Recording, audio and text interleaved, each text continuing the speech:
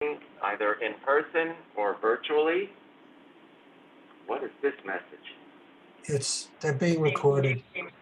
Oh, You can click it off. so let's got it and be done with it, yeah. Okay. Can we have an approval of the agenda, today's agenda? Question on the agenda. Yes, go ahead. There was a change, so there was a change, that's why I'm just. There was a change in our speaker, if that's what you mean, yes. Yes, unfortunately, we learned about 5 days ago that the person who was going to be here to speak about Omni and the next steps could not make it. And that's why we rescheduled for the Bronx bus redesign. Oh, no, thank you. You want to move the approval of the agenda? Yes. All right, is there a second? Second. Great, thank you. How about the minutes? Everyone have a chance to review them? I have a correction. All right, hold on. Karen is first, and then I'll take you, Bert. Go Okay. ahead, Karen.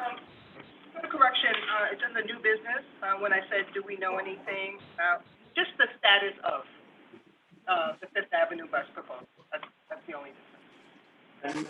You want to find the rates here? Huh? You want to find the rates or you have it? I'll just do it with this one, I think, that may be too bright. Thank you. Karen, I'm gonna mute you, sorry. All right, Bert, did you have a correction? Correction on the member attendance. I was not present last meeting, I was virtual. Okay. It's actually here. Is that counted as presence or? It is, but it's. No, well, it lists virtual or present. Right. or Oh, absent. okay. And Scott will mark you as excused. And hope that everything is well. Yeah, I hope your son is doing better.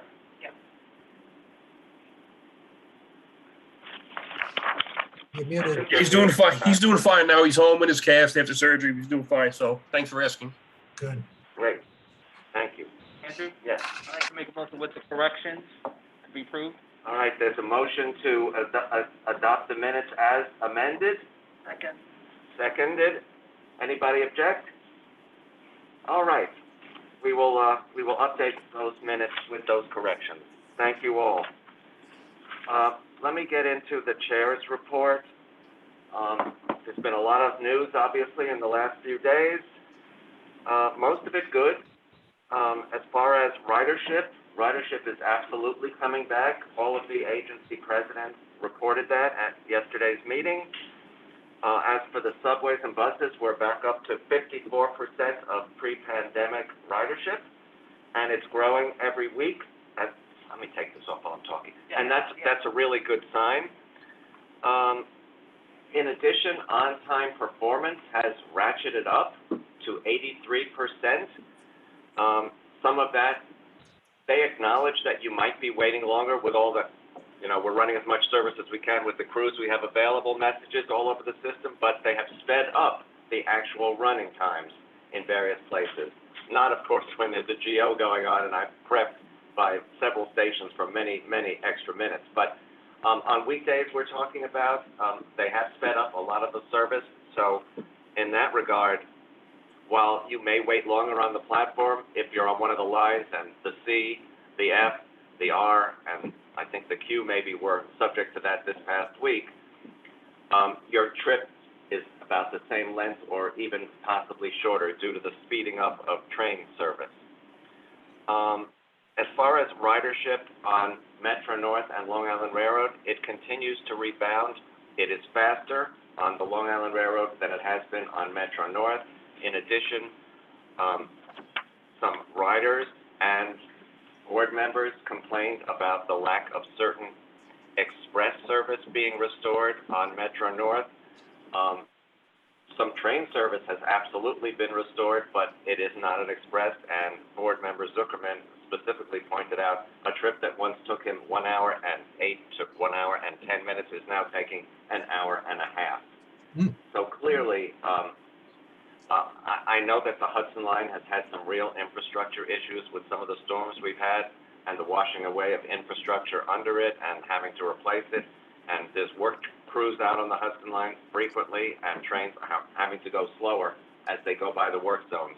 But this has to be rectified because we want people back. And Chair Lieber has said job number one is to get riders back on board.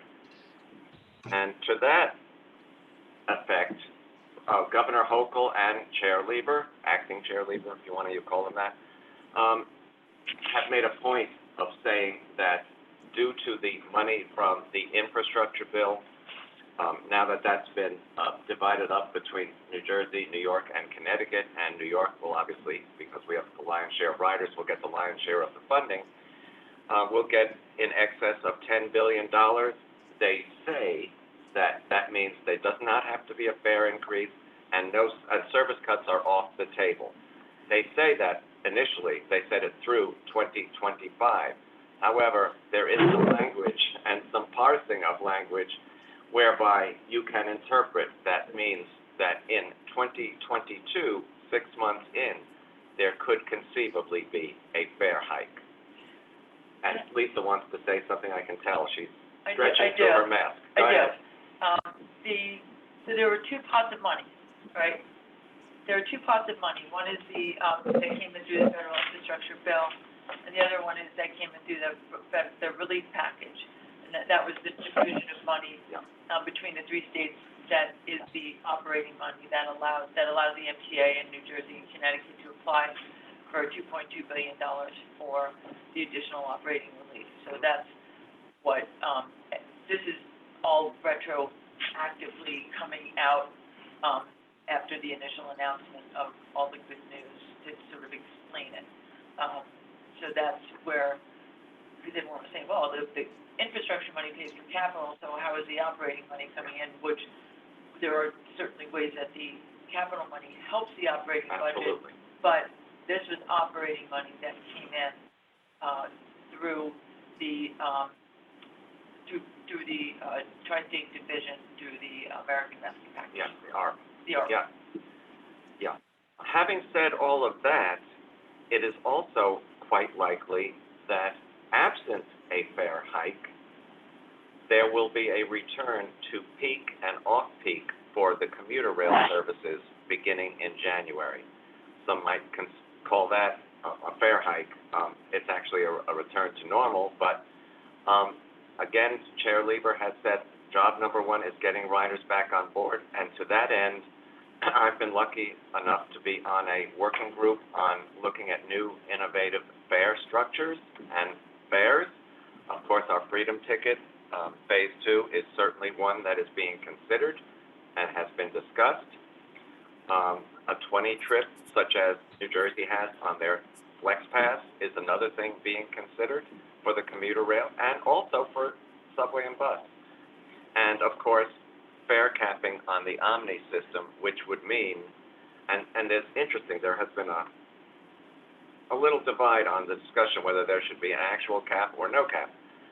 But fare capping has largely been discussed as being you pay for a certain number of rides and you have so long to use them. If you use them up prior to the expiration date, any ride above what you paid for is free. And I think that is what will probably be the Omni advantage, which means that you don't have to have a lot of money up front to buy a monthly. Anybody will get the best fare just by buying the normal rides and seeing how you use it. It will know how you use it and what your best deal is. So the fare working group continues. We have another meeting next week. We have like 3 more meetings, and I expect that there will be some proposals presented. And in the December board meeting is when the board will actually vote on some of these fare proposals. And they would be implemented in early January, hopefully. Especially if that is when you return to peak and off-peak for the commuter rails, you will want to have something on the table to bring riders back that gives you a deal rather than a return to what was. So we will be watching that very closely. I like the Omni Advantage. Yeah. That's what you should call it. That's what they should call it. The Omni Advantage, well, yes. And starting in early 2022, I believe all the fare types will be offered on Omni, reduced fare, senior fares, multiple trip fares, things of that nature. So that is something to look forward to. In addition, the Omni Machines will be put in subway stations, and the MetroCard machines will have to make way for them, so they will be split. Both types of machines will be present for a while, since obviously MetroCard will be with us through 2023. There have been a number of leadership changes that I think I brought up last month, but I just want to make sure everybody has these. And we actually got to meet Jamie Torres Springer, who is the president of MTA Construction and Development, at Monday's committee meetings and yesterday's full board meeting. He seems like he's ready to charge in and take over. In addition to that change, major projects which used to be heard either in that particular meeting, like a Long Island project would be heard at Long Island Council, or transit would be heard at the Transit Committee. Those major construction projects will now be heard in CPOC, so we don't have to hear them 3 times, for instance. I always thought CPOC was the most interesting of all the committees. You learn so much for all parts of the system, and I think we will now see a change in the schedule of when CPOC is scheduled, because it has now been later and some folks didn't stay for it. It was like an after lunch type meeting. I expect it will be moved to a different place to reflect its ever-growing importance. Didn't they change the name of the committee too? I think that there was a name to a name change, but. I can look at that. There was a governing committee Yeah. meeting on Monday, and in addition to giving CPOC the additional thing, capital construction, I don't know what it's called now, but Yeah. Well, CPOC sort of had a nice ring to it. Yeah. Yeah, but all right, we will see. I'll find that out for sure. But Jamie is ready to move in. We also have Lisette Camillo, who is now the Chief Administrative Officer. I got to meet her, but I don't know, her office was still empty. I walked by it, so she hasn't moved in yet. Don't know her effective date, but Jamie is certainly in place and ready. Shanifa Riera was there on yesterday, and I know her from years ago at my community board. She came from the Borough President's office, the Controller's office, and now she's here. And she will be Senior Advisor for Communications and Policy. So that's great. She's wonderful. And present at the meeting yesterday was Paige Graves. Paige replaces Tom Quigley as she's acting General Counsel until they select a final one, but she is acting General Counsel. So we have some new faces and a lot of new things happening here. They did not announce Bob's departure. They are doing that in December. He is leaving. Bob Ferran, the Chief Financial Officer, has been here 12 years and who can put into plain language some of these really complicated financial transactions and strategies. I will miss him. He always had an open door. I could go in and talk to him about various topics. He's a great guy. He's had it, and he will be leaving in December. He's going to take some time off, then he'll look at what his options are. There will also be some board member changes on the board. Larry Schwartz has announced, he likely will be leaving as soon as the Senate convenes and the governor picks a replacement, which could happen in January. Kevin Long will be taking over at Empire State Development, so he will also be departing, which means there is a new county executive in Nassau County who may or may not have a new person. We will see. Well, he's Suffolk, right? So Yeah, Kevin is Suffolk. David Mack's term is up, I believe. Yeah, but I'm sure Mac will be. I get that impression. But we will see. It'll be interesting. The mayor's people are up. Yeah, the mayor's people, so we will see what Mayor-elect Adams would like to do. There was a large discussion of the customer survey by Chief People Officer Sarah Meyer, and a lot of the questioning was, if you haven't come back, why haven't you come back? Largely it was, my employer has not returned to full employment and has not asked me to come back, but an alarmingly high number of the answers to that were because of crime. And while crime is technically down, that doesn't help people who've either been pushed or slashed or whatever, and those crimes are getting really high media coverage. And it's scaring people, and Chair Lieber has asked for additional police. He has spoken with Police Commissioner Shea about placement of the police. He would like to see them on platforms and on trains. I would like to see them by the turnstiles because that stops people, because most of the perpetrators have not paid their fares, but whatever. We'd like to see them all over. He's also announced that they're going to be putting MTA PD, because New York City police cannot drive buses, but he's going to put MTA police on buses as well, especially with all-door boarding pilots coming and anybody and their mother joining on the bus, likely some not paying, but also some possibly committing crimes. So, Aren't bridges and tunnel police officers assigned to buses now? they have been on commuter rail as well as MTA police. But yes, they can be. I don't know how many there are or how many have elected to retire and all of that, but that is an issue. One of the things we always notice, and the statistics bear this out, is that the more people that ride, the lower crime gets, because there's more people around, more people, it's not as easy to pull off what you might think you can pull off. Interestingly, the vast majority of the uptick in crimes is grand larcenies. So it's phones, electronic devices, money, things of that nature. There have been some, obviously, physical violence, but that is not what's rising, but the thefts are really rising.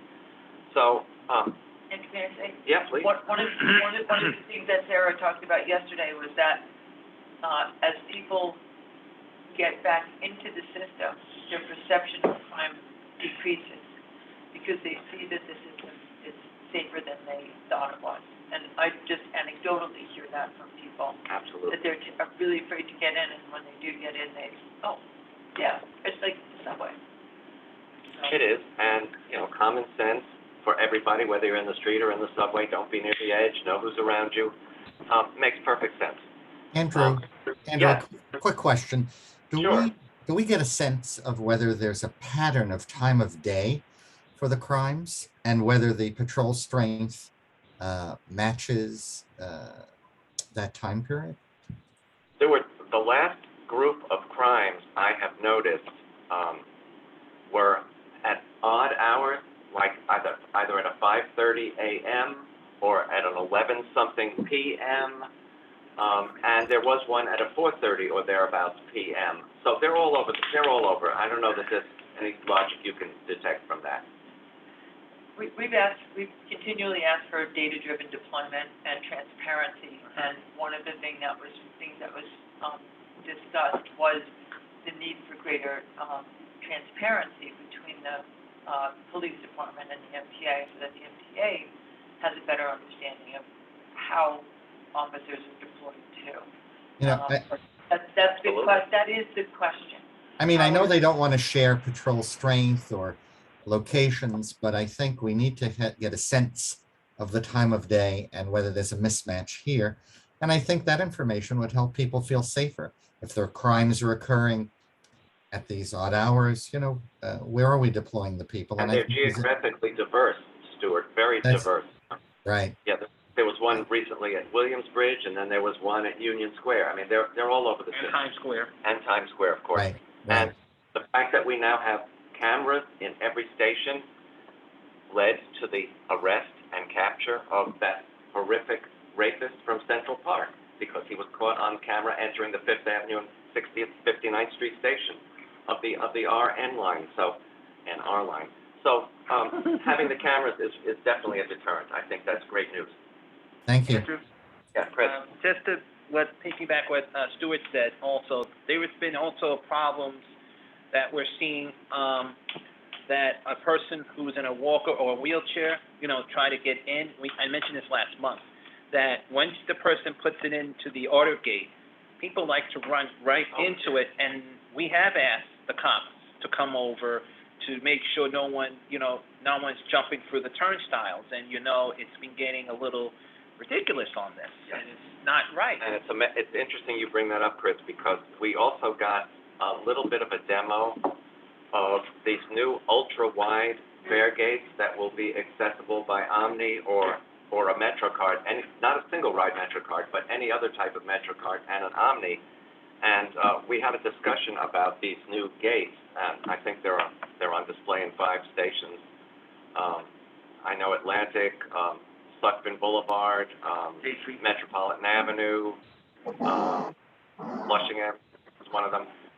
Anyway, one of the questions I asked was, on these new fare gates, how long does it take to open and how quickly does it shut? And I was told it is 5 seconds for each of the processes. So it isn't open very long. That does not prevent somebody from rushing in, obviously. I was just gonna say. And as we know, people will wait for 2 or 3 trains for someone to exit through a slam gate and then rush in. And that's the estimate on fare evasion is at least $100 million a year, and that's a lot of fare hikes and service cuts, and we do not want to see that happen. Yes, Andrew, Chris. just to add that, because Accessible Chief has brought this. Take this off. Sorry, I'm getting, what Q mentioned yesterday, and we've been aware of this at the ACT committee as well as technology. We know that we have to make sure it's being tested. But at the same time, I know Edith brought this up before she passed away, that the concern is if it's gonna fit a big size motorized wheelchair, because that's where the problem. It will.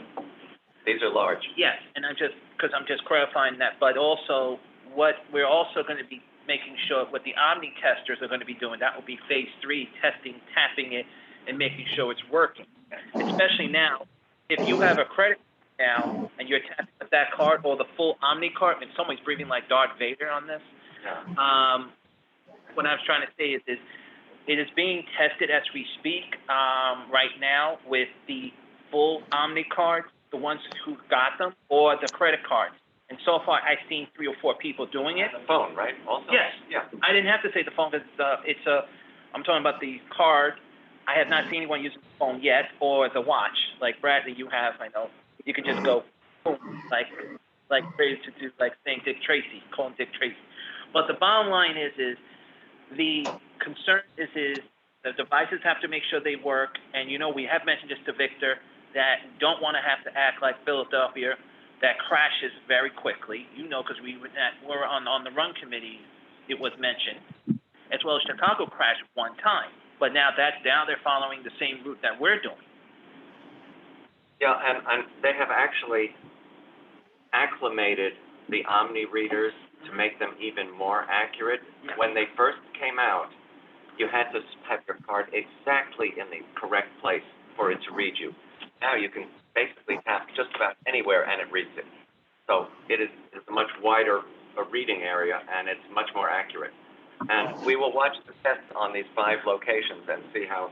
I know Quimel is testing all over the place. I expect Victor Calisi will also be testing it. I am. And they specifically are going to put signage on them to make it really understood that this is not just for wheelchair users, but it's for people with luggage, extra-sized packages, whatever.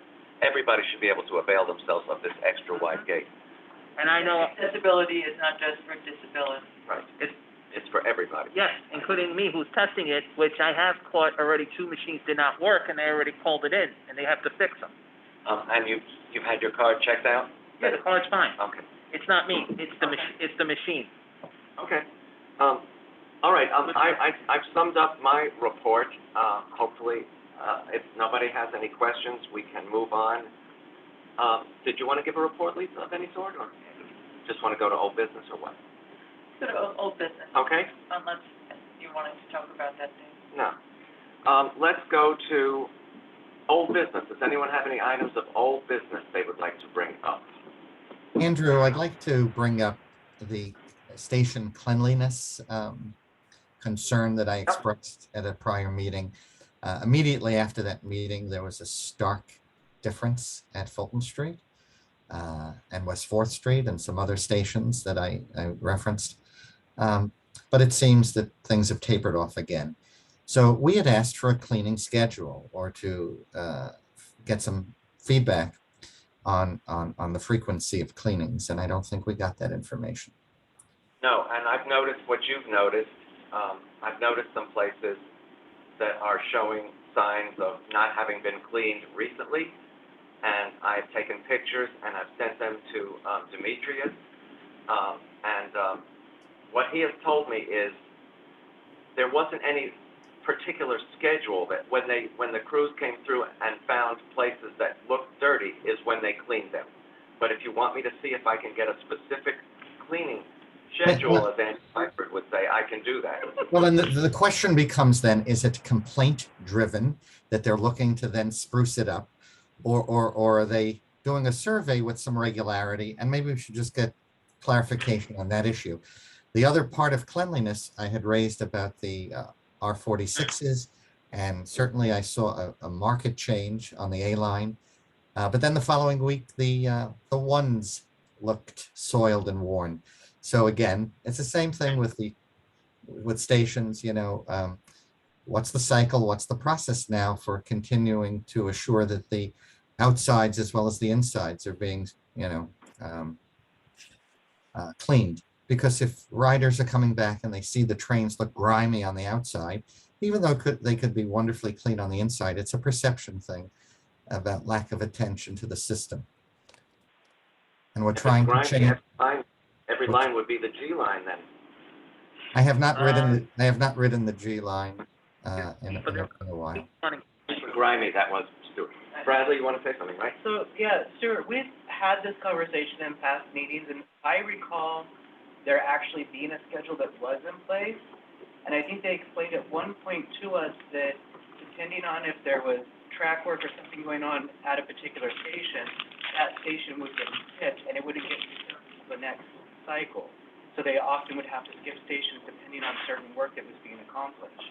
So I don't know if things have changed because of COVID. Stewart is referring to, and I complained about Fulton Center, and particularly the eastern end of the long passageway, and that is certainly been closed for track work. So if you're seeing dirt there again, it's employee based. I think employees tell them and then they clean it. But I think that, so during COVID, there was a regular cleaning schedule for everything. No, but that's before because, COVID, there was a cleaning well, schedule. right, but during COVID, there was a more intensive cleaning schedule. And that's what people, I think, got used to, and then it reverted to an extent.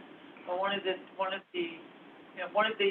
customer survey responses was that people are concerned about the cleanliness of the system, both in terms of the physical cleanliness and also in terms of the safety for their health. And that's something that they were looking to address, but that they had a shortage of staffing to do that work. And that's another reason that they hire people back now. Yeah, that's another reason that they couldn't open the back. And that's a great follow-up question. Is that what is limiting what they can do? You know, staff shortages and stuff like that. Stuart, when you refer to the R46, are you referring to the interior or the exterior? Exterior. Yes, I saw a filthy R46 the other day and reported it, yet a few trains after that, there was a totally clean R46. So absent it being from a different yard, I don't know why that would have happened. Right, so that's so like what Lisa's saying, you know, whether it's the station cleaning initiative or the cleaning that goes on in yards, you know, through car washes, are there yard specific issues too with staffing? These are some of the things I think we need to know, because as more people begin to ride the system, it's the perception. Oh, it's this attitude, what, COVID is nearing an end, we shouldn't go back to, you know, X. COVID's not over, and regardless of COVID, these are just things that we're expecting and customers are expecting for their dollar, you know. To add to about the cleaning procedure, 10 days ago when I was here Monday outside doing pictures, I took the train up to Fulton, and I have to say, when you get up to 4 and 5 on the uptown platform, there is a humongous odor, and forgive me, I'm not going to say what kind of odor it is because it's very inappropriate to say here because it's not comfortable. It is. I don't see them cleaning the elevators at there, and I did put it into the comment and complaint and then all I know is I have never seen them clean them, or really not just the elevator, but when you get off the elevator, if you're going towards the A, the C, and the J, there is a humongous odor, and I have not seen that. And Atlantic, an officer did caught someone exposing himself in the elevator thinking it's a bathroom. And that's far I'm gonna go because they had to turn off the elevator for a reason. They're thinking it's still a bathroom. We're gonna try to get a cleaning schedule. Yeah. We can. Obviously, Fulton Center has both private shops, restaurants down below, Yeah. as well as a lot of And MTA and the territory. bathrooms are technically open at the World Trade I've Center. had some bad odors coming when I've arrived on the uptown side of Fulton Street, but it was coming from one of the restaurants downstairs. Yeah, but if you get off the elevator where the AC and J is, if I was you, make sure you have a bottle of hand sanitizer with you for one very important reason. You need to make sure you smell that hand sanitizer in your nose. That's what I'm saying on that. And I actually agree with Stuart. Thank you for that, Chris. Are there any other items of old? We'll follow up on those questions. Sharon. Sharon? Yeah, I'm sorry to bring this up every time, but is there no way there can be regular policing at Sutphen Arch or JFK? It is a business for people to just stand at the slam gate and number one, try to let people in and out, and number two, try to buy their unused passes. And there's never anyone there policing it. There's a booth, but that booth person doesn't do anything.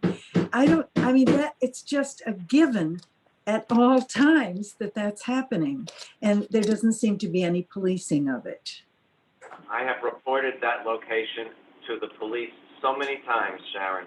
It's obvious that with tourists and other travelers utilizing it, it's a logical place to try to sell Metro cards or swipes or what have you. It's a logical place for police officers, and I will report it once again. And also, people are coming out with luggage, so the slam gate is open, and it's just like a two-way street. No one has to pay at all. I'm sorry, the electrician is here. I'm in Ireland. Yeah. Andrew? Yes. Sorry to be a pain, but this is actually true, what Sharon's saying also, because I have put this in a couple of months ago about that complaint as well. Because I have someone I was going with, and we're trying to get out, and the problem is you got these people there on the other side, they're smoking, and I have mentioned this already a year ago also, they've been smoking, you can't even breathe on the platform. Sutphen Archer? Yes, there is a major problem there, and and also just to add, there is a MTA police station right there. If they're there, if their main office is right there, can we just have them downstairs? I will raise it again with Inspector Porteous. Because it's affecting the Long Island, there's been a complaint with Long Island Railroad on this too, because the ADA division is complaining like profusely, and there's It's not a good welcome to New York to have Exactly. people assault you as soon as you enter the subway system. And just to add one thing, we have seen a lot of those tourist people taking the Long Island Railroad into Brooklyn because they say they feel safer to come into our end. And I'm hearing this from 5 individuals who just want to go into Manhattan. They don't want to go through the E. They don't want to go through the J. They want to go into Brooklyn and get a decent train because they said when they get off at Atlantic, it's cleaner, and they see the officers more there. It's cleaner than Atlantic, than at Penn Station, is that what you're saying? Penn and Jamaica. Well, you gotta use Jamaica to get to Atlantic, Well, don't they're you? not going downstairs to those subway trains, but they're taking the LIR with the Atlantic ticket. So just to add Bradley's question about the Atlantic ticket, there has been an increasement. Everyone's paying the extra $5 for the Atlantic ticket. I've been doing my Atlantic ticket search. Okay. I see, Carl's hand is up. Yeah, I think that's the mouse. Oh, that's the mouse? Yes. Oh, is that the mouse? Not a ready plan? Oh, Well, I it's did the have a mouse. question, Andrew.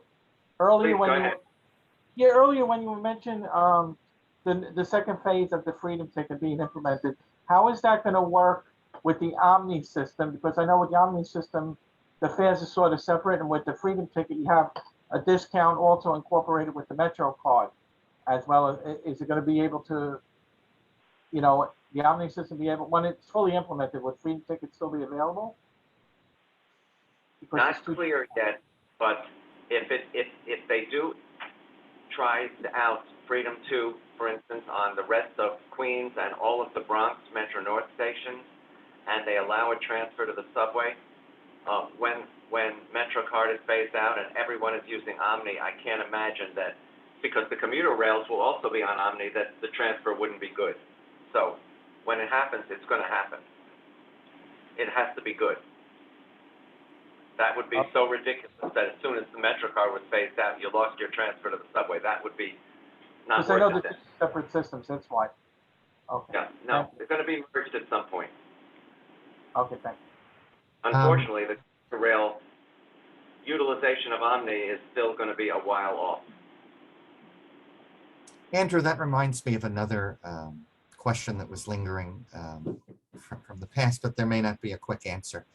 That if there are people, as MetroCard is winding down, corporate accounts, government accounts, personal accounts, people who have MetroCard balances, will there be a way to convert that money towards the purchase of the Omni card? And I don't think the answer was available now, but it's something we still have to keep on the tickler. Many people have raised that issue, Stuart. Right now, you can't transfer it if you wanted to, but as it's actually being officially wound down, I would imagine there should be a way. That would be a terrible PR if you lost, you know, hundreds of dollars because through no fault of your own, basically. That would be terrible. So actually that, I want to raise with that the WageWorks issue that we've been working on too, which sort of piggybacks onto that.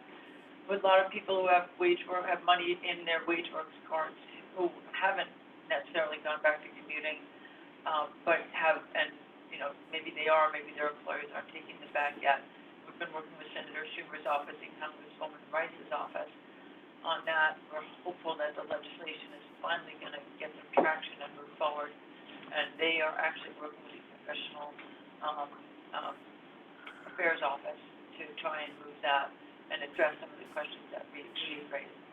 So it's, If you want people back, don't take their money, and you know it's ridiculous. right. Well, there's right, you can't hold it hostage. Right. So, but Stuart, that is a question that we also would hope that we would be able to get answered with our speaker, our Omni speaker, but unfortunately they had to postpone. So hopefully in maybe December, but at least January. So I wanted to raise an issue about the Port Authority decision, well, the governor's decision to postpone the air train, or to take a fresh look at the air train, and the Port Authority's announcement that the formation of a team of experts, including Jeanette Zadikon, Phil Washington, who comes to this from LA Metro, and can't remember off the top of my head who the other person was, but also the MTA, who would have a great involvement in development of looking at the alternatives. So the extension of the N train continues to be front and center in a lot of the conversations that are happening, as does the dedicated bus lane, the extension of the 70, or not the extension of 70, but a dedicated 70 busway. Apparently, this morning's Port Authority meeting, Rick Cotton also talked about alternate technologies. So somebody raised the question about whether teleportation is going to be brought in, but I'm not sure that we're quite there yet, right? Yeah. Then Virtual if we're train. gonna do teleportation, then why the heck we need airplanes now? Yeah, right, well, then there's that too, right? Yeah, so, to be continued, but we have been looking at alternatives and, there's some we think that are more feasible in the short term, i.e. bus, and, looking at some of the longer term, like potentially subway. And if there's a continuation of looking at a Long Island Railroad connection to do it from that more, from a location like Woodside that would serve more people without a backtrack. An air train from Woodside to LaGuardia over the BQE, like the Jamaica, like the JFK air train is over the Van Wyck, would be a very fast ride. Yeah. So there's, there are a lot of conversations that are happening, but the good thing is that the conversations that are happening. Yeah. Okay, why don't we move to new business? Does anyone have any items of new? Andrew? I do. for It is, kids, right? it is important because it's been getting very dangerous that, we've been seeing, and I know Stuart can vouch with me on our end of Brooklyn, because we have not seen anyone wearing a mask on some of the buses and subways. And I did forward this already this morning, because I even could tell you, I've been keeping track of numbers. It is not right. Are you speaking about on the platform or on the train? On the train, not the outside platform. I'm talking about the Q train, the B train, as well as on the B68, B1, all the MTA buses. And I don't see mask required signages on those buses at all. There is some serious problems, because I see an adult walking like this with no mask on, but when you see a school kid, and I'd like to defend all the school kids, they're wearing the mask, and I do want to compliment them on that, because at least the kids are wearing the mask, but the adults are not.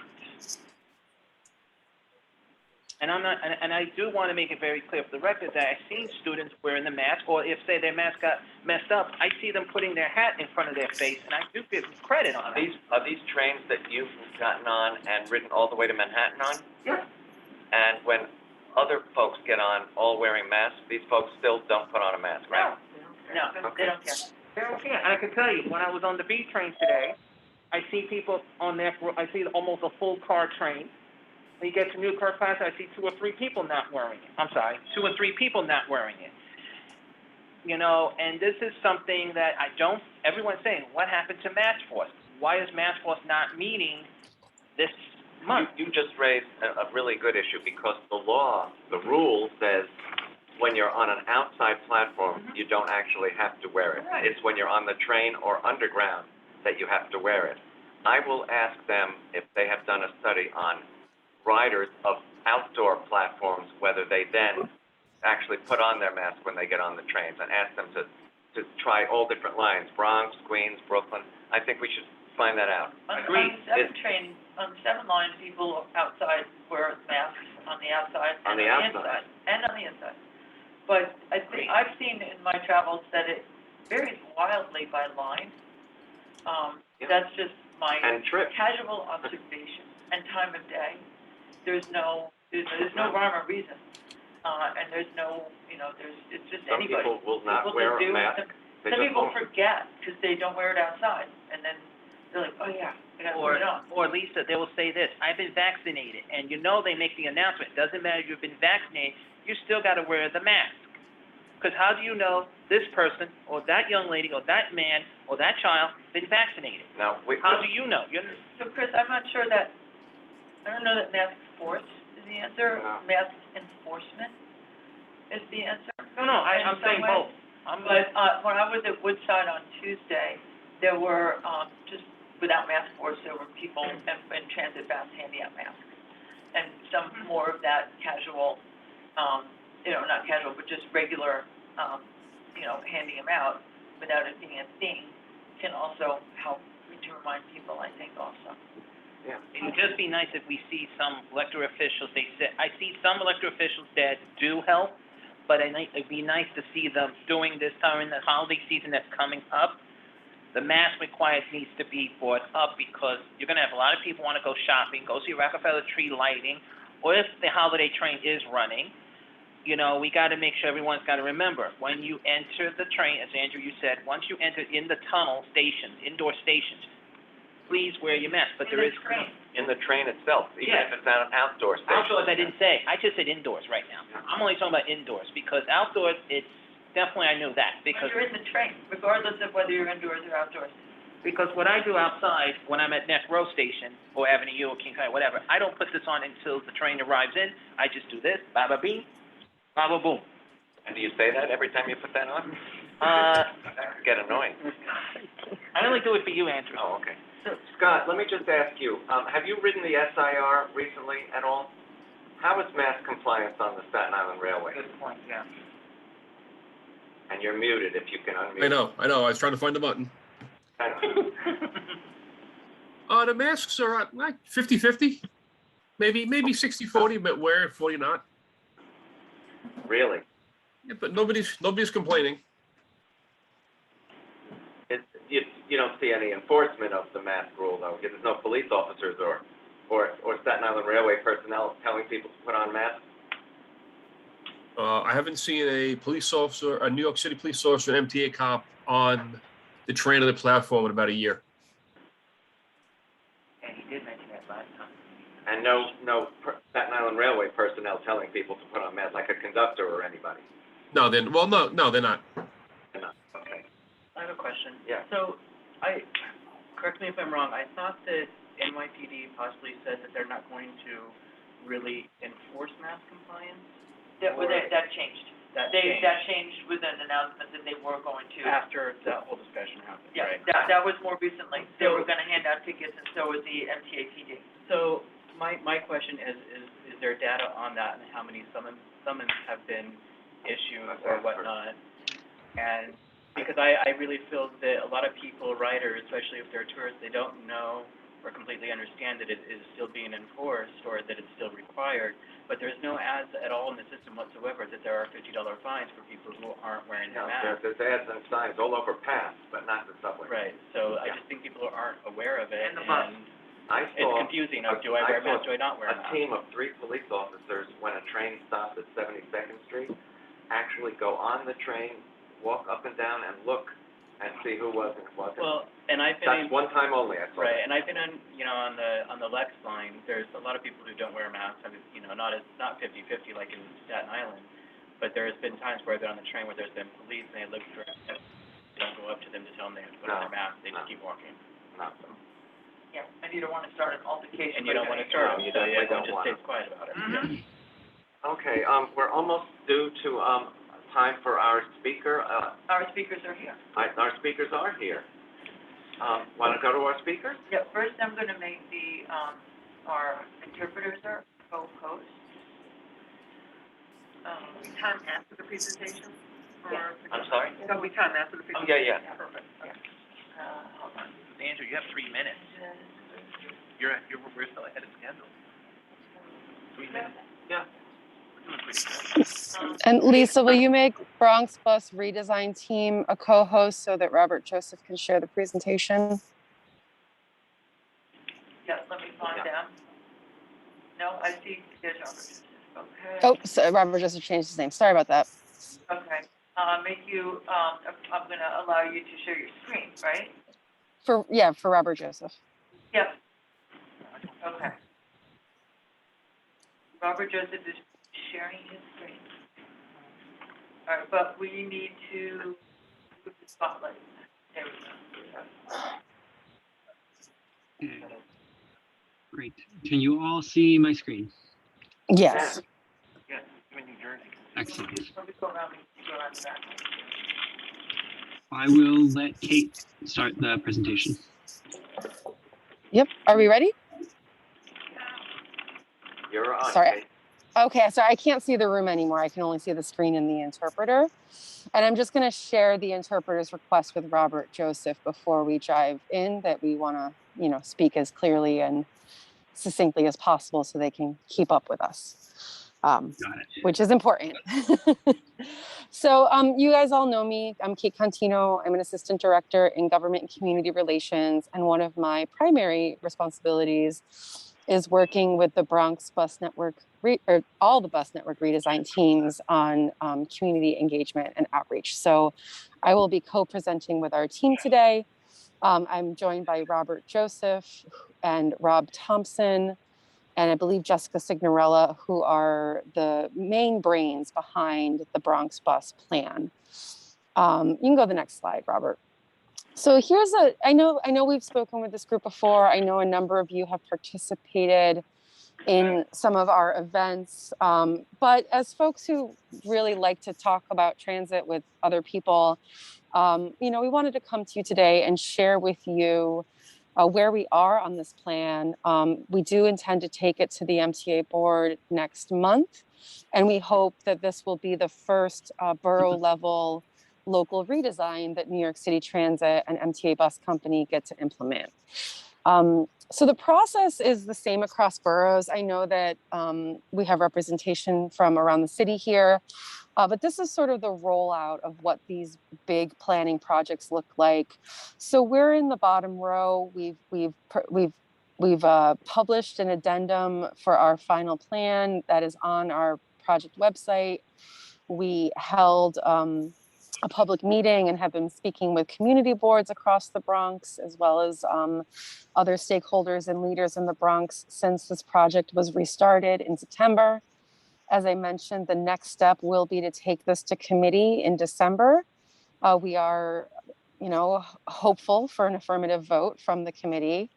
And if we receive that vote, we'll begin our public outreach and implementation with the goal of launching the new network in the summer of 2022. Next slide. Just a note on the public engagement and how we've been soliciting input. We've tried to really raise the bar for gathering input from bus customers and stakeholders on this project. We've engaged in hundreds of hours of outreach with customers and other stakeholders.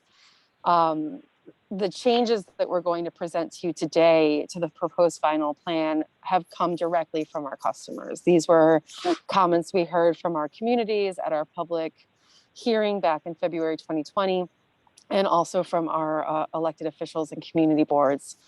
Some of the events and tools we've used, we've had informational open houses, we've done activity-based workshops, we've been to our community boards, but also the joint service cabinet and borough board, which is a convening in the Bronx of all of the leaders in the community boards and council.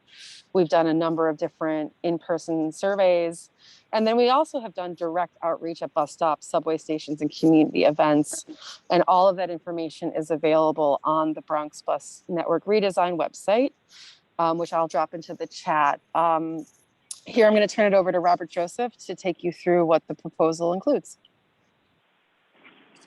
Hey everyone, I'm a bus planner on the Bronx Network Redesign, and I'm going to tell you a bit about the plan and some of the changes that we've made to it since the final plan was released.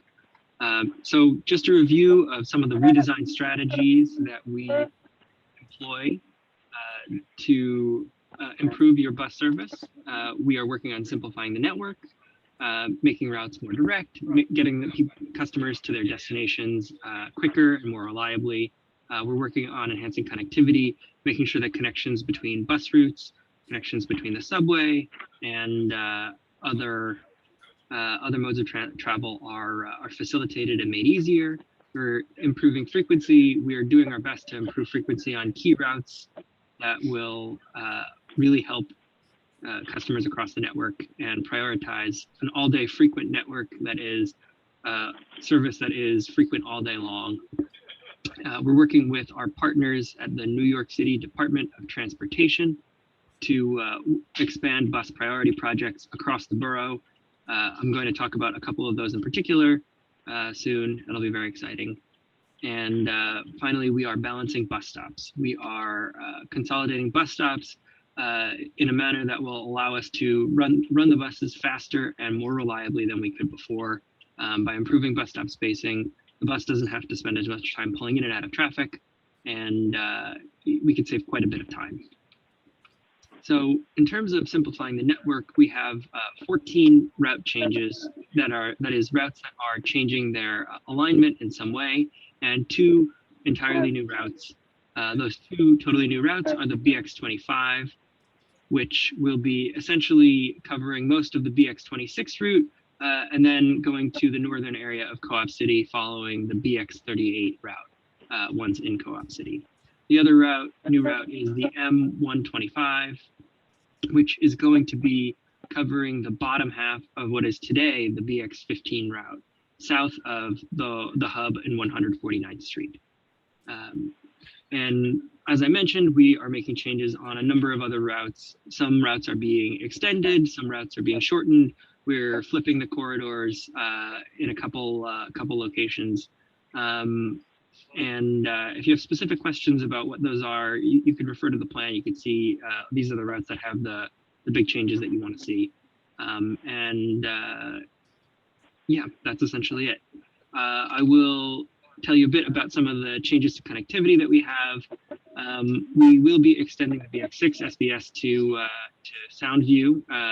It's currently going to Hunts Point Food Distribution Center today, but in the future it will be going to Soundview along Story Avenue. The BX11 is going to be going to Parkchester Circle. This is an extension of the BX11. It's no longer going to Gladstone Square, but it will go across 174th Street and its route at Parkchester Circle, which we think will be a big boon to the area. In addition, we're making significant changes to the BX18 route in Highbridge. The route is now going to be essentially a circulator in some way. It's going to be a loop, and it's going to run both clockwise and counterclockwise, serving Highbridge and then Morris Heights, or Morris Heights and then Highbridge. And it's going to pick up some of the route that the BX11 is currently serving today. And finally, we're extending the BX35 to cover part of the BX11 route of what's being served today. It'll serve a little bit of that West Farms area, Jennings Street, just north of Gladstone Square. And finally, we have some new connections that we are making. As I mentioned, the BX25 is going to be serving Northern Co-op City and going to Bedford Park, the Norwood area. The BX30 is going to be going along Boston Road. This is a completely new corridor for New York City Transit. There is currently BLN bus service along Boston Road, but we will be bringing frequent BX30 service to that area. And then finally, we have BX40 and 42 service is going to be added to East 180th Street. And because of that, we are going to be able to serve an ADA accessible station at East 180th Street, the 2 and 5 train there. And we think this is going to be a helpful connection. As I mentioned, we're improving frequency on 11 different routes.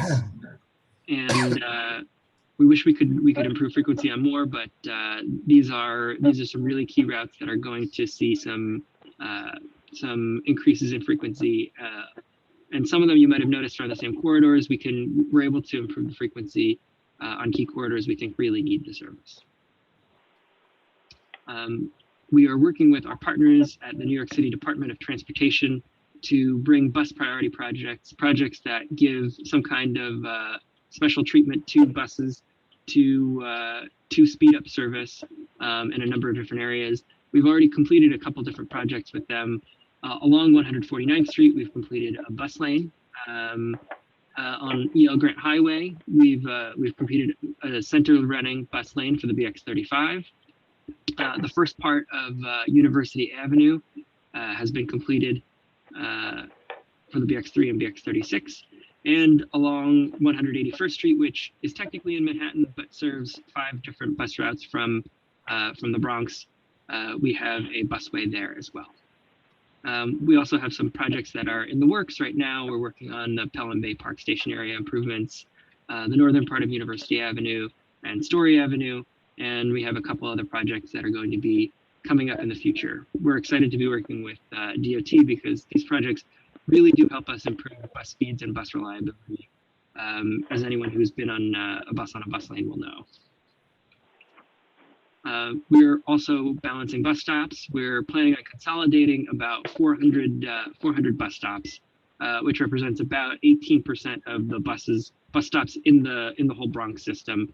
By improving bus stop spacing, we're going to ensure that buses don't have to spend as much time pulling into and out of traffic, which is really one of the biggest sources of slowdown for buses. By having to pull in and out so much, it slows down the route, and we're hoping to improve reliability and speed on these routes by improving bus stop spacing. And I'm sure you're all aware, we've put considerable effort and consideration into each of these bus stops that we are consolidating. We made sure to prioritize bus stops that are, we made sure to keep that we're maintaining bus stops that are highest in ridership, that provide key connections to other transportation options, other buses and subway stations, that we are maintaining connections to big community facilities and employers, that we're keeping in mind topography and and demographics, that if there are concentrations of populations that need closer bus stops, that we've maintained those bus stops. So we've put really extensive considerations into these, and we've listened to public concerns from members of the public. And in terms of how the Bronx has fared as a result of COVID, the Bronx bus network experienced a smaller drop in bus ridership than other boroughs in the city. And it also bounced back quicker. It saw a rise in ridership faster than a lot of other boroughs. Today, I believe the Bronx is at about 70 to 75% of its pre-COVID ridership. And because the Bronx has maintained so much of its ridership, we believe that this plan, which we developed 2 years ago, is still going to be valid, and it's still going to be very helpful for bus customers across the Bronx, especially essential workers. And as always, we're going to continue to monitor ridership and changes to ensure that we're adjusting service as appropriate in the future. So there are 3 big changes to the final plan that we need to let you know about. The BX6 SBS, as I mentioned before, currently goes to Hunts Point Food Distribution Center. In the future, it will go to Story Avenue in Soundview. Unfortunately, we've had to postpone this change until late 2023, when the Metro cards are retired and Omni is fully deployed. Along with that, we've postponed the frequency changes along the BX5 and BX6 local service. So those will remain the same as they are today until the changes to the BX6 SBS are made. In terms of community input, we received a lot of input from the community regarding the BX28 and the BX34. We received significant input from members of the community in the Norwood area in both of these cases. That prompted us to take another look. We went out with our road operations team, and we re-examined the route changes that we had planned. And we decided that we would no longer change these route alignments. BX28 and the BX34 will both remain as they are today. We will not be changing those routes. The route alignments on those routes, they will stay the same route path that they are. Hey, Robert? Yes. Just so you know, under BX28, Tracy Tower, Tracy is with a C-E-Y. Oh, Thank you. that is great to know. Thank you. Okay. Welcome to Andrew Albert. So in terms of highlighting some of the biggest changes that we have across the Central Bronx, I've mentioned some of these. The BX36, it's going to operate along East Tremont Avenue instead of East 180th Street and East 174th Street. This is straightening out the route. It's going to have to spend less time trying to get up to East 180th Street and then back down. Straightening the route out we think is going to be a big help. To cover where the BX36 was, we're going to have BX40 and 42 service. It's going to operate along East 180th Street, covering the stretch that the BX36 covers today. The BX11 is also going to cover some of the route served by the BX36 along the East 174th Street corridor. I should point out that we've actually made the BX11 24 hours which is going to bring 24-hour service to the BX11. The BX35 is going to be extended to cover part of the route that the BX11 covers today along Jennings Street and West Farms Road. And as I mentioned before, the BX18 is going to see some increased frequency and some route alignment changes in the High Bridge and Morris Heights area. In Soundview and Parkchester, along the BX4 and 4A routes, we are going to be short-turning the BX Gladstone Square right by the Simpson Street 2-5 train station. And because we're doing that, it's going to allow us to boost service frequency on the BX4A and the BX4. The BX4 is still going to run all the way to the hub, and people will be able to make that connection at Gladstone Square. As I mentioned before, the BX6 SBS will be going to Soundview along Story Avenue, but we've postponed that change until late 2023, when the Metro cards are retired and Omni is in full force. Some of the big changes that we have in Co-op City, I mentioned the BX25 will be providing service to Northern Co-op. The BX30 today travels across Gun Hill Road, but will, under the redesign, be going down Boston Road. That's new service along Boston Road. We don't currently serve that part of Boston Road. So that's an exciting new corridor for New York City Transit. For the BX29, we will be discontinuing the segment between the Pelham Bay Park 6 station and Co-op City, but we'll be increasing the span of the BX29 so that it runs overnight, which is something that we heard was highly desired by the Co-op City, I'm sorry, the City Island community. The Q50 will operate much as it does today, except it will only serve Co-op City during peak periods in the morning and the afternoon. It will terminate at Pelham Bay Park 6 station all other times. The BX23 is going to be increased in frequency to make up for the loss of BX29 and Q50 service during the times that those are no longer going to Co-op City. And finally, we're making a small tweak to the BX24 in the Country Club area to streamline the route and improve its speed and reliability. And finally, changes along 125th Street corridor. We are splitting the BX15 route into two. The BX15 will remain along 3rd Avenue north of the hub at 149th Street. Below 149th Street, as I mentioned before, the M125 will serve the whole lower half of the BX15 route. We're also cutting the M100 route. It's no longer going to travel along 125th Street. We're now going to have a true crosstown route for 125th Street, M125, which is going to have frequency to compensate for no longer having the M100 service and to make up for and to essentially provide the service that the BX15 does today. Finally, here are some of the proposed schedule changes. These are all available online for each of the routes. These have actually been available for the last 2 years.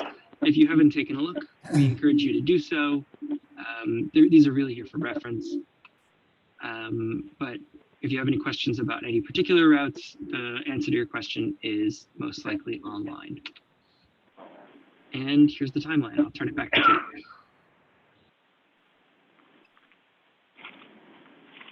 Thank you. And I'll put a link to the route profiles into the chat as well. So we're in mid-November.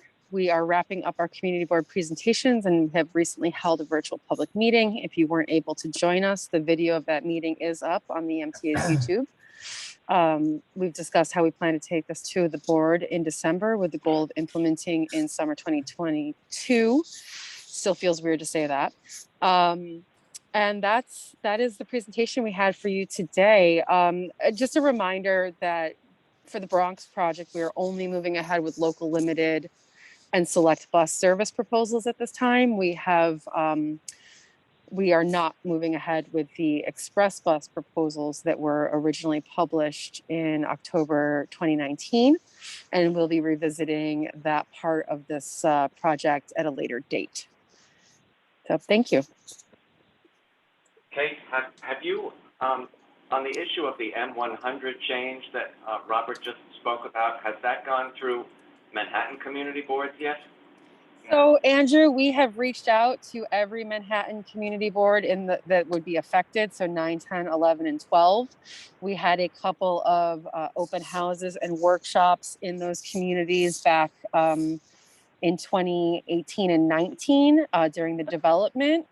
We have briefed Borough President Brewer, and we've let Borough President-elect Levin know that we are moving ahead with this, but despite repeated offers this fall, none of the Manhattan boards asked us to come and present. But we have made ourselves available to them. It's Manhattan Borough President-elect Levine, just so you know. Thank you, Andrew. Okay. Thank you. Oh, I like when that's I have a Other question. questions? I do. Bradley? So, Kate, I know that I've mentioned this before and been testifying about better bus connections to commuter rail stations. And I understand right now that because of regular peak fares on the commuter railroads, there's probably not a very high demand to connect buses to commuter rail stations. But as we all know, Andrew's in a fare working group, the MTA is looking at their fare structure. And so if in the future they decide to have discounted commuter rail fares that provide transfers to the subway and bus network, will there be wiggle room or opportunities in the future to better look at providing bus connections to commuter rail stations? You know, hopefully Absolutely. at the line and this actually does happen. Yeah. Yes, absolutely. So the way that, and Rob can speak to the planning aspect, but the way we've been thinking about the redesign is that it's a reset for the borough. But as you all know, bus service planning is something we are constantly doing. And so a perfect example of this is the Metro North stations that will be opening. So right now, it would be financially irresponsible to run service to a closed station. But once those stations are opened, we will of course have to take a look at what the needs are and work with Metro North to provide that service. Robert, do you want to build on that at all? Nope, you covered it. Sorry. Thank you, Kate. Marisol, was your hand up? Yes, I just had a quick question. Between the M125 and the BX15, if someone wanted to transfer, would that be a free transfer or? Of course. Yes, it would be all of these buses are going to operate like normal local limited SBS. So the transfer is built into the fare structure. No, I understand that, but because you're splitting that route, are you gonna have a free transfer from that one to the 125th? In the event that they need to connect with another bus in Manhattan? Oh, I see. So this is something that we'll have to deal with when we go to the board. Tariff changes of that nature are board approved, but we have a couple different ways that we're working through this challenge. As President Byford said many times, including in the public hearing, we're not looking to create a structure where anyone would have to pay an additional fare. We want to make sure that these changes are a benefit to customers, not a hardship. So there are certain things we can do, like programming in known three-legged transfers, but there are and also this is something that would become moot under something like the fare capping structure, like you were discussing earlier. So there are lots of different ways we can face the challenge, but there's no intention here of making customers pay extra transfer fees. So that's going to be something that's going to be brought up at the meeting so that there won't be a new three-legged transfer? Yes, this is something that we're working to address when we go to board. Okay, so, and then I guess you'll let us know how that turns out at some point? Of course. Thank you. I'm just making a note of that. Oh, Stuart, okay. Stuart, you're on mute. I can't see people. I don't see the whole screen. Yeah, we're gonna. I have a question. Thank you, Lisa. Hi, this is Trudy. I had to switch to the phone because something happened to my Zoom, but I have a very quick question. Yeah, hold off 1 second, Trudy, because Stuart was recognized. I don't know if you saw my hand raised by do it on the phone. We do. But Stuart. Oh, okay, fine. Okay. All right. I'll wait. Thank you, Trudy. I'll make it quick. Two-part question. So it looks like you addressed in the improvements cross-borough transportation with Manhattan and within borough transportation. was there anything considered or rejected in terms of options for going from the Bronx to Queens, other than the express bus that's there now, because we have the major airports in Queens, and why should everybody have to travel through Manhattan? And then there's students who travel from Queens. So that's the first part. And connected with that, did we survey people from the Westchester B-Line system that interface with Bronx buses and rely on those connections and see whether there were any improvements needed? Great. Robert, do you want to take the interborough, Yes, the absolutely. Q50 and yeah, Yep. okay, great. We currently have the Q50 and the Q44 Select Bus. Both are very strong connections to from the Bronx to Queens directly. The Q44 especially connects both Jamaica and Flushing to a number of key locations across the Bronx, including Park Chester and West Farm Square.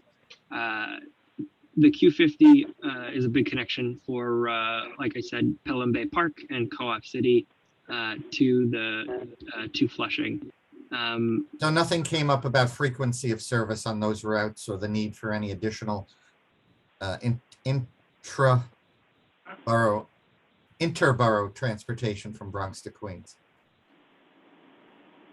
I believe we have heard some comments, but I don't recall anything specific and overwhelming. Kate, do you recall anything?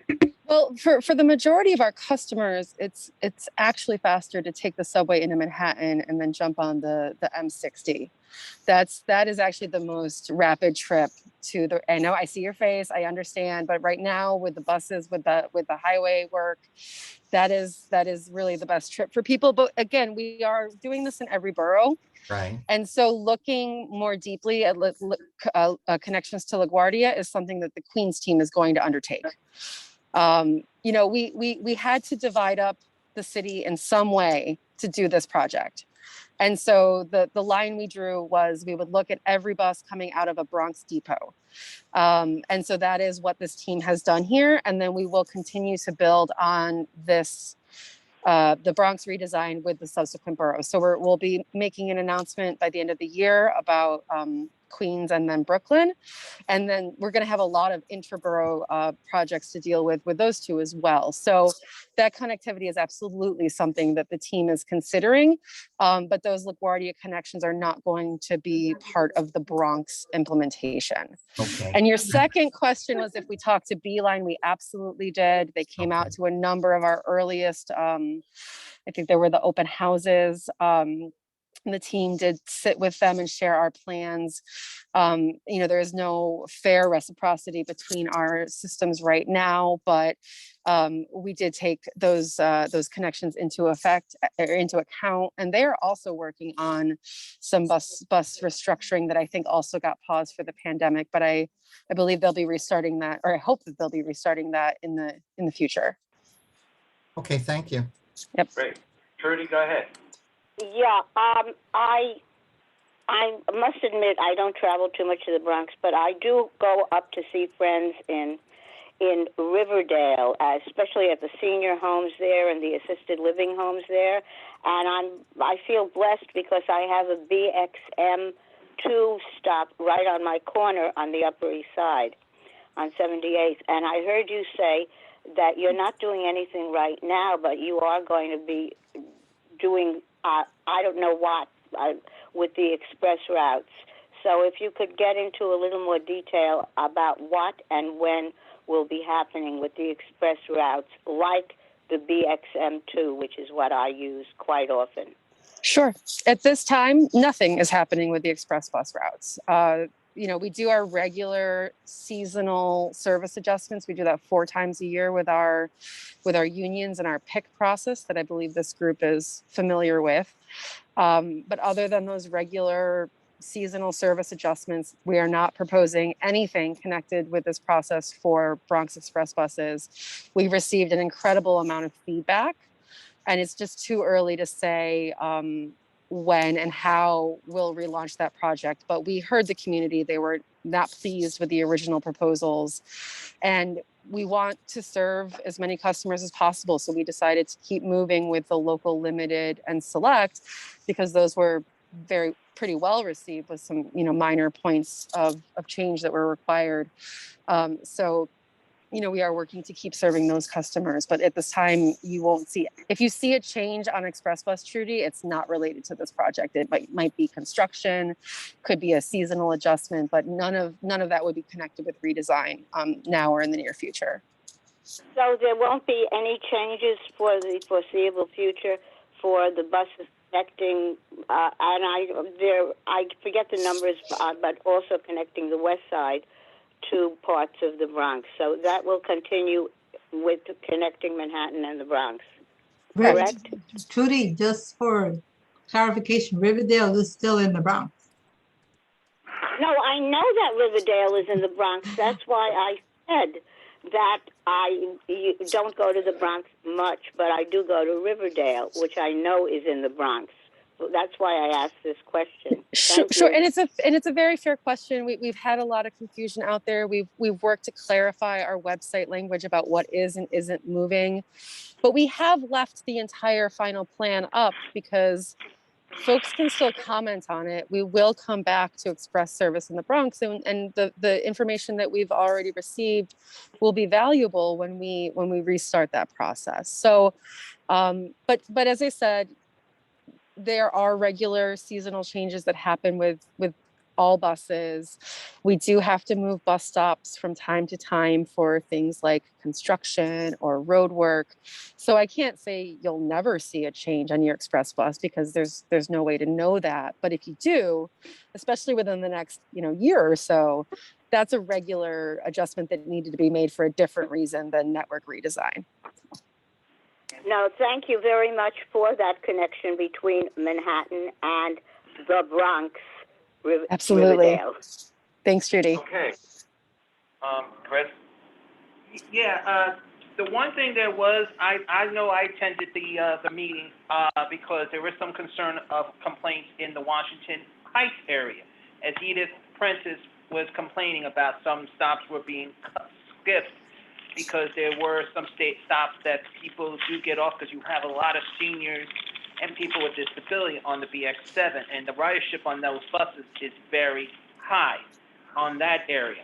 Also concerning is when you guys do start the SBS for the M6 SBS, please make sure you work with the community at the Soundfield. Yep, absolutely, Chris. So the BX6 postponement is really a consequence of the pandemic. We don't think it's appropriate to install and then uninstall a couple miles worth of off-board fare collection machines when we expect the full deployment of Omni by the end of 2023. So that is an unfortunate consequence of that pandemic year and a half.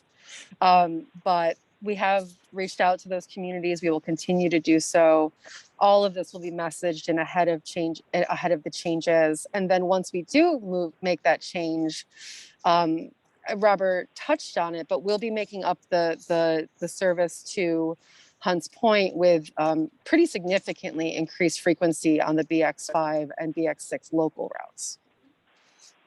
Also, But if there are specific bus stops, if there's a specific, we can't action, there are, generalized concerns about bus stops, but there's a specific one that you think we should do something about or not make a change to, then you can submit that through the project website and we will be reviewing that information. Yeah. And also concerning with the M100, where you have it terminating, I think it'd be best if it terminates near the A, B, C, and D train, 125th Street, because it's near an accessible train station, and a lot of people who need to connect to that subway, as well as when they go uptown, they do connect to the A and the C there at 168th, but a second option on 125th Street. This is because that bus does have a lot of people go to the hospital or connect to the buses, not the required bus, but also getting the trains what they want to go from, not just from a different part of the Bronx, go to Brooklyn, or go to other parts of Queens. that's at St. Nicholas Avenue. That's a good ways across 125th Street already. Corner. And that's what they're trying to avoid, obviously. Yeah, but at the same time, you do have a lot of the senior people in wheelchairs and walkers use that bus. That's another heavy line, goes also up to Washington Heights. They need a connection as well, and especially after 168, it's very crowded. I have to let 2 or 3 go because they're full. It's very crowded, so we do need to make it easy for let it connect to accessible train station. The one is not ADA accessible. It's on the high sky up in the air. Okay, did you want to respond in any way? Okay. Robert, the terminal that's something that we've heard from a couple places, and I think we're taking a fresh look at that. But if there's a specific, again, if there is a stop that you think we should be serving, you can submit that to us in writing. And part of the challenge of a new bus route is getting people to adopt it. And that's part of what we'll have to deal with or get to deal with in the spring as we roll out this implementation. So part of redesign is that some folks will change their pattern, right? There'll be a new option for them. And then it takes folks, we all know it takes folks a little bit of time to adjust to changes, especially when the MTA makes them. But we are cautiously optimistic that these will be, on the whole, very positive improvements for bus customers in the Bronx and Northern Manhattan. Anybody else with a question? Carl has a question. Oh, Carl, go ahead. But better unmute. Yes, go ahead. Since the BX6 SBS is on hold for a while till Omni, could they take a look at extending it further east to the East Tremont Shopping Center to transfer to Q44? A lot of people from Queens need to get to Yankee Stadium, and that'll be a good connection there. And also another point is the BX35, when you rerouted it to Jennings Street, you took it off Westchester Avenue. Now that might create a long walk from East 167th Street to the subway there. I know, and take a look at maybe rerouting it. It may be a little longer route, but to be close to the subway if the passengers are complaining about the extended walk. Robert, are either of those ones that we've looked at? No, I don't think I've heard most of those before. The first one was the BX6 SBS going to meet the Q44. The second one was which route again? BX35 to remain on Westchester Avenue to transit to the subway. Easier at Simpson Street. Okay, thank you for those suggestions. We're still making final revisions. We're making no promises other than what we've presented. But the other aspect of this that I've mentioned is, there will be blips with implementation. We're going to be changing bus service in an entire borough.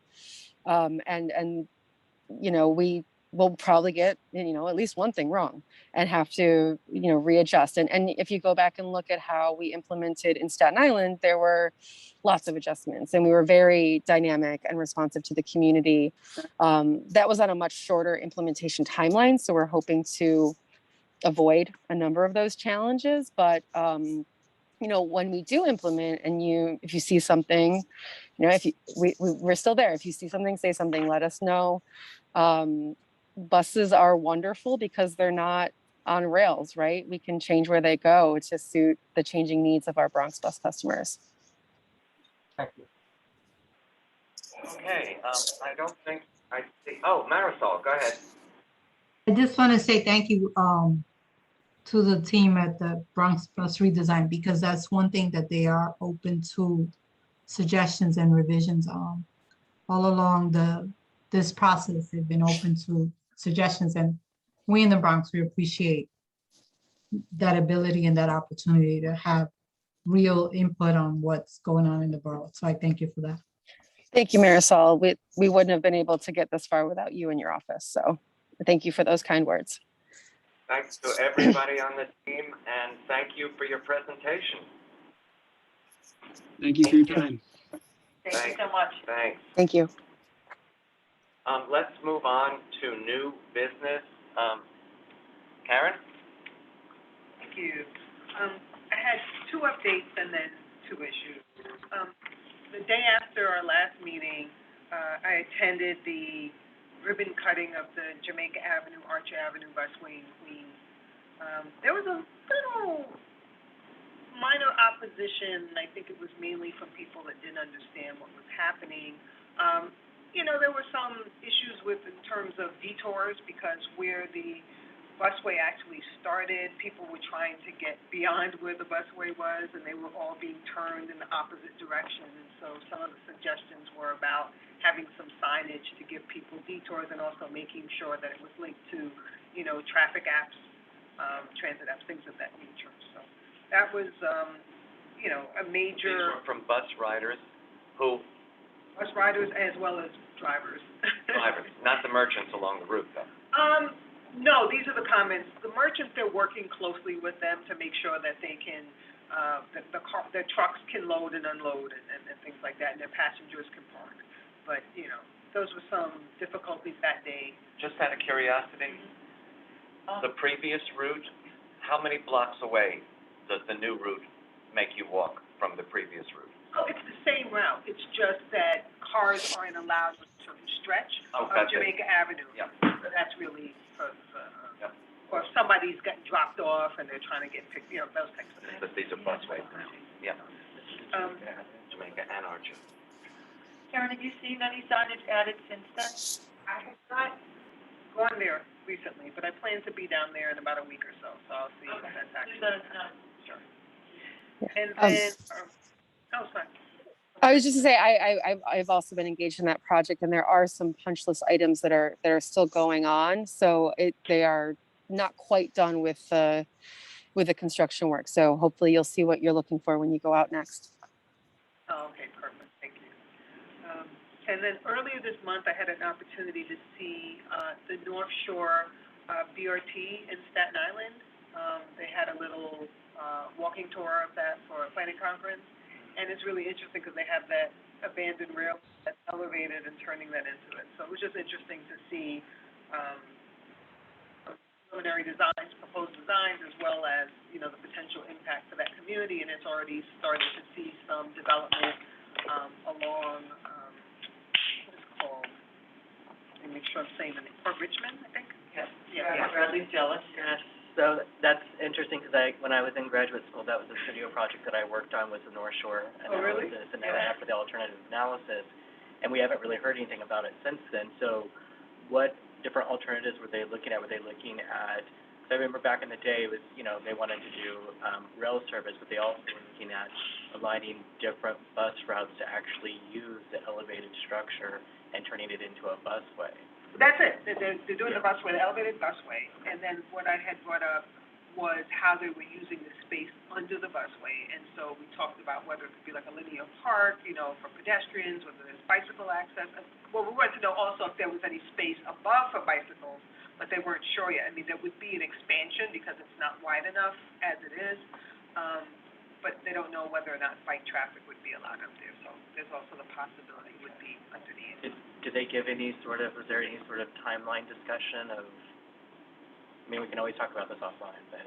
Yeah, I'd have to go back to my notes and tell you, but I just thought that, especially for a place like Staten Island that doesn't have, the type of robust transit throughout, and the North Shore has been disadvantaged for a long time. And wouldn't it have been wonderful if the Hudsonburg and Light Rail, when it got to the bottom of Bayonne, went over the Bayonne Bridge, which was built to allow a transit line to come over and then run along the North Shore to St. George? I know, we talked about that, but someone said, if nothing else, could at least connect, and I think Right, that. and I remember discussions, they were talking about the alignment of the North Shore with the Bayonne Bridge, and there was engineering difficulties because of the height of the bridge, and you'd have to connect that further down, like in the mall area or something, but. Ironic, it was built to allow for a transit line. They also talked about whether or not they could bring back ferries, but there's so much like industrial usage of the waterways, so they're not sure about that at this point in time. Definitely need a train line, something over there. So I thought that was. Yeah. It's a great pizza place there in Port Richmond too. Thank you, Bradley. Were those all of your issues? You have something else? Oh, something else. Oh, yeah, okay. So more recently, and maybe these are things that like were slated to happen before, and maybe they did it because of the pandemic. But recently, I noticed that bus stops have been moved with crosstown connections along 34th Street. And so this becomes important because I also help my mom get to appointments and things like that. And so sometimes when I'm rushing, I at least make sure she gets to a bus stop and then I go and take care of my things. Well, this day in question, the bus stop was no longer at 6th Avenue and 34th Street. So we're there, we have an appointment, we'll be there like 15 minutes. We either have to walk back to 31st Street. So we said, you know what, let's just keep going north. The next bus stop wasn't until 39th Is Street. it eastbound or westbound? North-south. Oh, it's North, going 6th Avenue. Oh, 6th Avenue, the stop at 34th Street? There's no stop at 34th Street anymore. You either go down to 31st or you go up to 39th. And then I don't know where the next stop is after 42nd. That makes no sense. So my poor mom, we ended up walking all the way to her appointment at 42nd and 43rd and 5th. She was exhausted. That's a long walk. and it did in 15 minutes. But then it got me looking at some of the other alignments. And I'm wondering if this was part of that, you know, we want to have less stops, and then, you know, you also have a lot of the express buses coming in. They would never miss 34th Street with an M34 SBS on the route and other things important things on the route. Yeah, it's still here on the app. Oh, in person, it's not. It's at 31st Street. I don't know if that's permanent or temporary. It's also on, Yeah. coming down at 5th Avenue. I think the stop is 35th Street, which isn't as bad, or 36th Street, and then 32nd Street. So there are these. This was, Monday.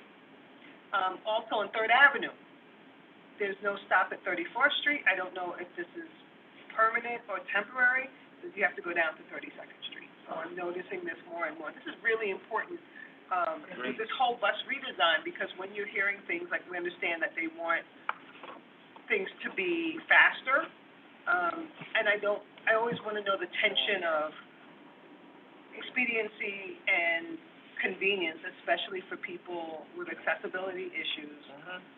That's a major crosstown I street. know. And this isn't part of a redesign. There must Yeah. have been something else that There was must have going on 34th Street. Right. But even with the borough redesigns, you know, we're hearing that there'll be longer walks at stops. And I'm just wondering, you know, with accessibility, is this going to push people to Access-a-Ride or paratransit if they can't get it? We'll find out what happened. Transit is not working as Jeff? it should. Andrew, could that be part of the Thanksgiving changes in the schedule? I was just gonna say that. If it is, it's really premature. Well, parade's next week.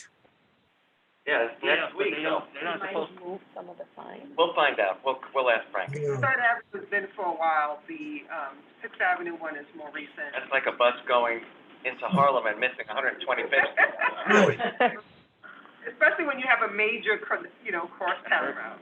At least with no announcement, I mean, there should be an announcement. of some kind of- Absolutely. Oh, it's just a sign. There's- The new bus stop has been moved. Go walk back. That's how we found out. It's still on the, just letting you guys know, I'm Yeah, looking at yeah, it the here, app. and it's still on the app, Yeah. but here's the thing, and I agree with Bert, if it's Thanksgiving, they tell them to go up north to the next, like, 35th or 36th for that stop, for the M5 or the 55, because I look at them like, this is ridiculous, this has been going on I here. really shouldn't be on 3rd Avenue. I'm talking about 6th Avenue. Yeah, but on 3rd Avenue, that would be, Third No, Avenue. the parade is not there. and it shouldn't be left over from the That should Veterans be 2 Parade, weeks in because advance that's of the 5th parade. Avenue. I really think on 6th Avenue, it might have to do with the express buses, because there are a lot of stops now that are express buses all along, so. Andrew, I think the 34th Street stop on 3rd Avenue was taken away a while ago. Yeah. I don't know why, but I think they moved it up to 35th or 36th on 3rd going north. Terrible. Not 35th, it's further up or it's further back. Yeah, well, I don't know why they took 34th away. 36? There's 32nd, and it might be 36 or 30, it might be 37. 37, Yeah, 37, yeah. but there's supposed to be a 33rd and 3rd. It's at 32nd now, because I think of construction. Oh, Andrew. Well, because I was seeing also, because I've been. You can take the mask down while you're talking. There were issues with, the M14 SVSs. When you got down into, residential areas, on the east end. And they spread out the stops and everything. People were complaining about, and there might have even been some, like lawsuits and stuff about it, because it was getting too far away from each other. With the SBS, especially with, down in here dealing with, the elderly, Yeah, that took the place of the old Route 14D. I remember that. Yeah. Yeah, there was We'll some, look into that, thank you. yeah, thank you. Any other items of new business? Actually, I took a 34th Street bus and ended up, I see I it, took Stuart. the Be right with you. SBS bus and it went from stop on 32nd Street and 34th Street, 2nd Avenue. The next stop wasn't until 28th Street and like First Avenue. You mean second? Second Avenue, yeah, but there was definitely something missing in between. That was a long distance between stops, Yes, I especially remember. that close to the hospital. Yeah. Yeah. Stuart? Andrew, who's responsible for monitoring and maintaining the electronic bus time arrival notifications? Yeah, DOT. it's DOT. DOT? Okay, because I've seen a few. The info though. No, I'm saying that they're just not illuminated. They're just not working. So Yeah, that's DOT. I've seen them along the B1 route. Some signs are not working, and I guess I'll You will send us a list of the stops specific, we can do something about it. and it would be DOT. Okay, thank you. All right. Thanks. Andrew? Yes.